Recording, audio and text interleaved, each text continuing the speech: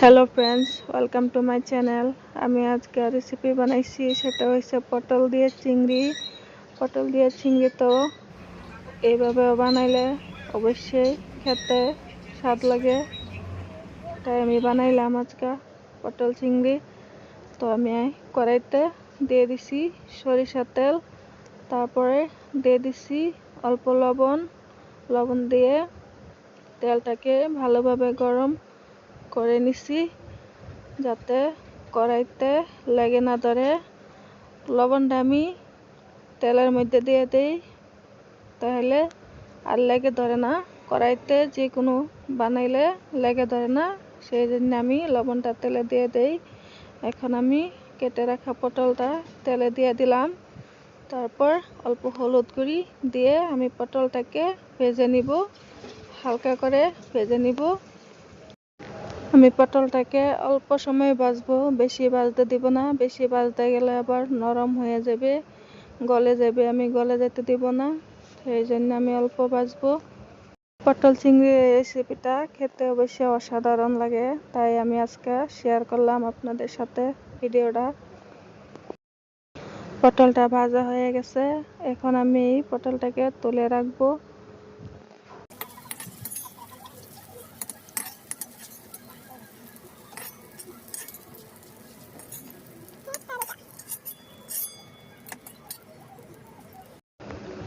এবার কড়াইতে দিয়ে দিছি আর অল্প সরিষার তেল। তেলটা আমি কম দিয়ে রান্না করি, কারণ সরিষার তেল অল্প দিলে তো টেস্ট হয়, সেই জন্য আমি তেল অল্প দিই, বেশি তেল দিতে যাই না। তারপর দিয়ে দিছি এখানে পেঁয়াজ কুচিটা অল্প ভেজে নিব, হালকা করে ভেজে নিব। তারপর দিয়ে দিব কাঁচা লঙ্কা, চিরা কাঁচা লঙ্কা।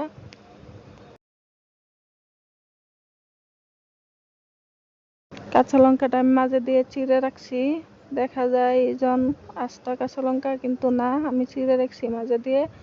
তো এখন দিয়ে দিছি 2-3টা রসুনের গলা, আমি আস্তে আস্তে দিয়ে দিছি রসুনের গলা। এবার পেঁয়াজটারে ব্রাউন কালার করে ভেজে নিব। পেঁয়াজটা এখন ভাজা হয়ে গেছে, এর মধ্যে দিয়ে দিব আমি মরিচের গুঁড়া আর হলুদ গুঁড়া দিয়ে তারপর অল্প পানি দিয়ে দিব।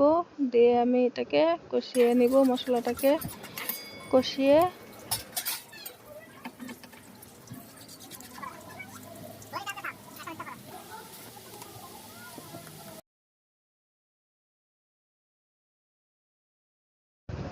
এবার দিয়ে দিলাম পরিমাণ মতো লবণ দিয়ে আমি মশলাটাকে ভালোভাবে কষিয়ে নিব।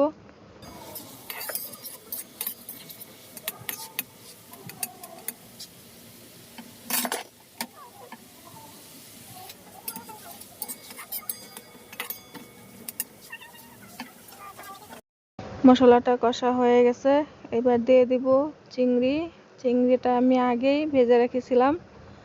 চিংড়ি ভাজাটা আমি দেখাই নাই, কারণ আমি আগে এটা ভেজে রেখেছিলাম। এবার চিংড়ি দিয়ে অল্প কষিয়ে নিব। আমি নিমক আর হলুদ দিয়ে চিংড়িটাকে ভেজে রাখছিলাম।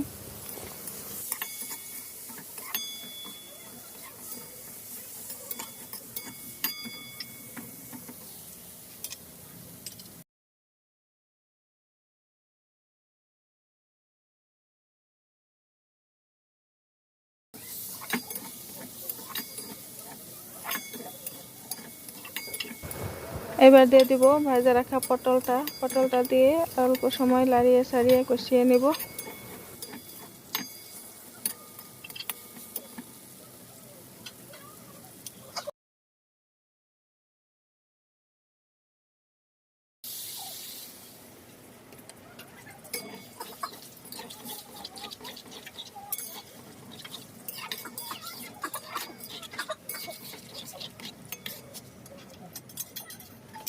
দিয়ে দিব পরিমাণ মতো ঝোল।